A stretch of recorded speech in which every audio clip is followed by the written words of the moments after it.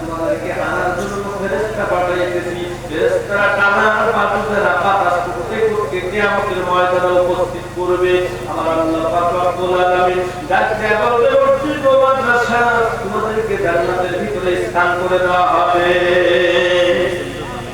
মসজিদ মাদ্রাসা আল্লাহর কাছে বলবে, আল্লাহ তুমি একটু জবান খুলে দাও, যে সমস্ত মুসল্লিরা আমার ভিতরে কষ্ট করেছে, আমাকে মহব্বত করেছে, তাদেরকে আমি একটু সাক্ষী দিতে চাই। আল্লাহ পাকের কথা মতো ওই জামাতের জবান খুলে যাবে, মসজিদের জবান খুলে যাবে। মসজিদ সকল কাছে বলবে, আল্লাহ তত সময় পর্যন্ত ওই বান্দা আমার ভিতরে না আসবে, তত সময় পর্যন্ত আমি উঠি জান্নাতে যাব না। কি ব্যাপার?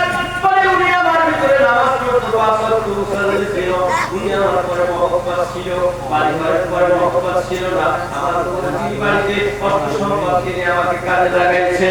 এই মহব্বতের মুসল্লিগুলা না আসা পর্যন্ত আমি মসজিদ জান্নাতে যাব না। আমার ভাইটা আল্লাহ সম্পদ কারণ ছিল, মুসা আলাইহিস সালাম ডাকতে বলল, কারণ তুমি একটু আল্লাহর রাস্তায় একটু সাদকা করো, কারণ সাথে সাথে মনটা বাজার হইয়া মুসার বিরুদ্ধে সংগ্রাম শুরু হয়ে গেছে। মুসাকে হাতিরা মসজিদ পড়া মাহফিলের ভিতরে অপমানজনক কথা বলে বেকার একজন মহিলা ভাড়া করে এনেছে, আনার পরে বলতেছে 1 লক্ষ টাকা পুরস্কার দেব, মুসার বিরুদ্ধে একটা আকাম করা কথা বলবে। বলার সাথে সাথে ওই মহিলা শেষ পর্যায়ে যখন তখন কথা বলতেছে, সাথে সাথে তার জবান বন্ধ হয়ে গেছে। সুবহানাল্লাহ। আমার ভাইরা কারণ কি আল্লাহ এত সম্পদ দিয়েছিল, 70 গরু দাদা উট সাবি বহন করতে লাগতো কয়টা? 70টি। আমার ভাইজান এই কারণকে আল্লাহ মাটির ভিতরে গাড়িয়ে দিয়েছে। কিসের জন্য? কি গুণতা করার কারণে? আল্লাহ দান করলে সম্পদ বাড়াই না কমায়।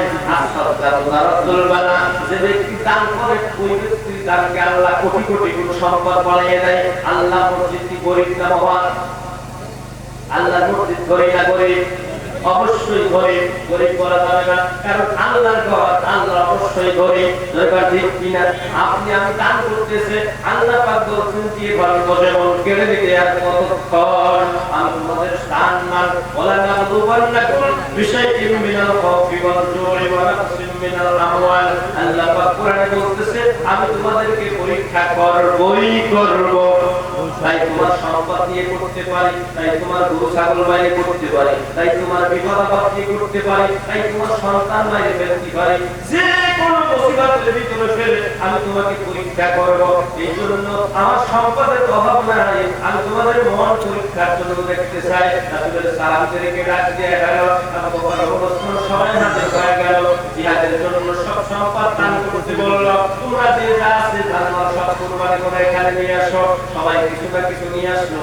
আবু বকর সব কিছু নিয়ে হাজির করলো, তার তো কিছুই নাই। পিছনে একটা খেজুর গাছের কিনারে পড়ে আছে, সবার হিসাব নিকাশ করা হয়ে গেছে। পিছনে আবু বকরকে ডাকতে বলতেছে, আবু বকর পিছনে কেন পড়ে আছো, সামনে আসো। বলে রাসূলুল্লাহ আমার দেওয়ার মতো কিছুই নাই, তাই কোটিবাটি ছিল সব কিছু নিয়ে আসছি। বলে বাড়ি কি রেখে আসছো?